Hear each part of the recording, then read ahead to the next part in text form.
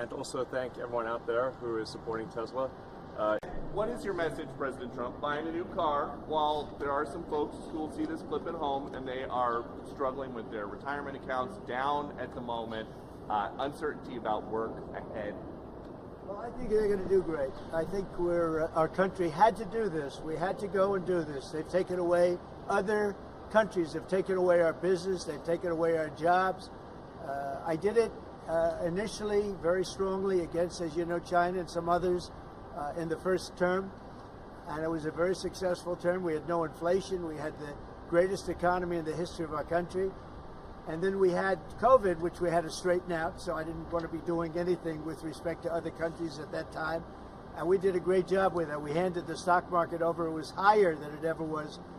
And think of that, higher than it ever was to that point before. And nobody thought that was even possible. We did a great job. But we had the greatest economy in history. This economy, in my opinion, is going to blow it away. But what I have to do is I have to get the workers back. I have to get the factories open. We have 90,000 factories and plants are closed from what you had just prior to NAFTA, which is not very long ago. 90,000, think of it, 90,000 factories and plants are closed from what it was, and it's just not right. So, and we gave it away. Presidents before me gave it away, and I could name every one of them. But they gave it away, and we're taking it back. We're taking our jobs back. And one of the things I'll say, by the way, speaking of Tesla, he manufactures more cars. I mean, he opened this incredible plant, one of the largest plants in the world, in Texas. Now, I will say this, that already Canada, and I respect very much, as you know, there's a very strong man in Canada who said he was going to charge a surcharge or a tariff on electricity coming into our country. He has called and he said he's not going to do that. Okay, he's not going to do that. And it would have been a very bad thing if he did. And he's not going to do that, so I respect that. But we were just informed that he's not going to do that. Look, we've been treated very unfairly by Canada. We've been treated very unfairly by Mexico. But we've been treated very unfairly by every country all over the world. The European Union is horrible, horrible. And we're going to get it back.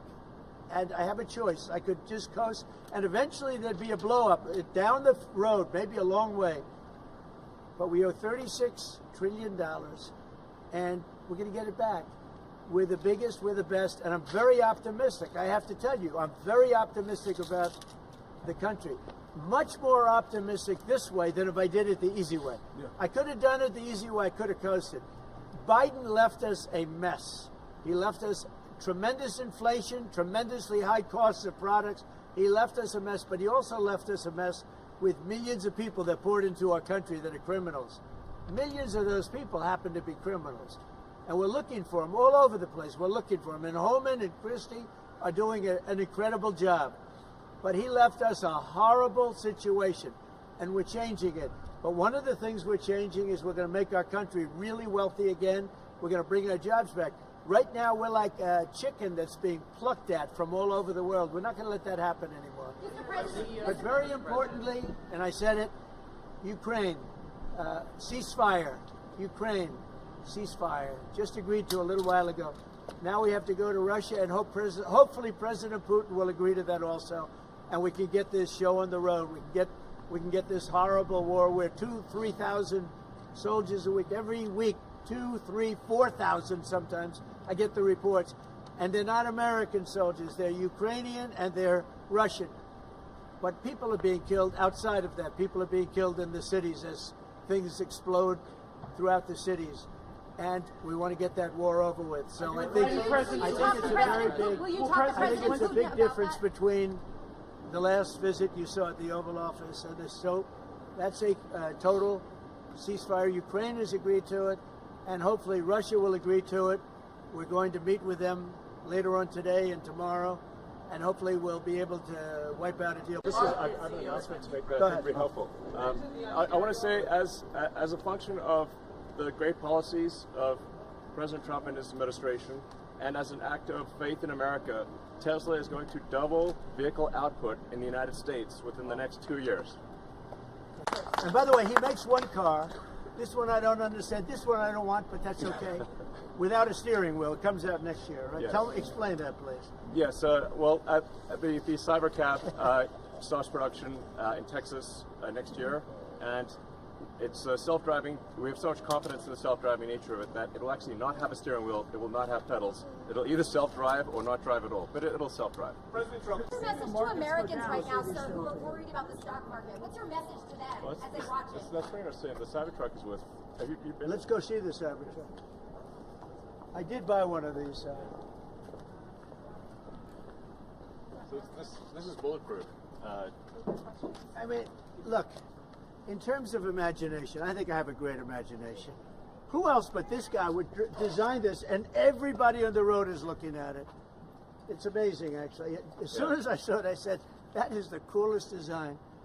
It's. Do you agree with that, Brian? I mean, it's amazing. Very cool. Yeah. You got to give him credit. We want the future to look like the future, and it's kind of what kind of truck would Blade Runner drive? That was the design idea. It's really amazing. Yeah. Elon, are you planning to remain CEO of Tesla while working with President Trump? Is there any thinking on the future at the company as we're talking about Tesla? I'm wondering where you're thinking Yeah. I'm CEO of Tesla, and He should. yeah. Any more plans on additional vehicles? Your thoughts on the market? You have now? Well, we got the Cybercab coming out next year. The which one is, with no steering wheel. You're gonna buy one of those? We'll pass. We're too old-fashioned. Yeah. So, Mr. President, when you look at the market selling off, that didn't concern you? And Nope, where do you see it doesn't going? concern me. I think some people are going to make great deals by buying stocks and bonds and all the things they're buying. I think we're going to have an economy that's a real economy, not a fake economy. It was a fake economy. They were putting in all government jobs. You see what happened last month? We had more real jobs, and government jobs are way down. That's going to continue. Those are real jobs. Those are jobs that keep the country going. You can't have all government jobs. You have no income to pay the workers. Yeah. And a lot of those workers didn't show up to work. That was the other problem. President Trump, there's this protest leader from Columbia University that the administration is moving to deport. And he said that his arrest is going to be the first of many. How many? I think we ought to get them all out of the country. They're troublemakers. They're agitators. They don't love our country. We ought to get them the hell out. I think that guy, we ought to get him. I heard his statements, too. They were plenty bad. And I think we ought to get him the hell out of the country. I watched him. I watched tapes. Specifically, I watched tapes. And you can have them, okay? You can have them. And you can have the rest of them. Let them go to school. Let them learn. Columbia used to be a good school. Now it's been overrun because of bad leadership. That's what happens. Happens to countries, and it happens to universities, and it happens to companies. And I don't want it to happen to a guy that did nothing wrong. He did everything right because he did a great company.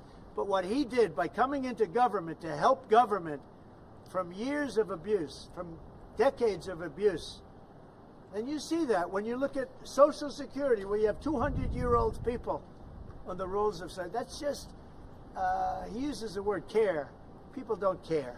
Everyone knows that. But it's also, I believe it's also large fraud. I think it's that. But I think it's also large fraud. So I'm just telling people, this man is a great patriot, and you should cherish him.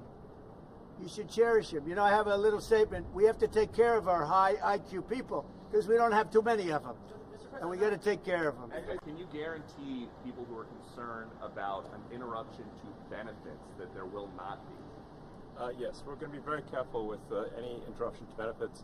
In fact, only by tackling the waste and fraud in entitlements like Social Security, Medicare, can we actually preserve those programs for the future. Because with unchecked fraud and waste, we won't be able to afford them.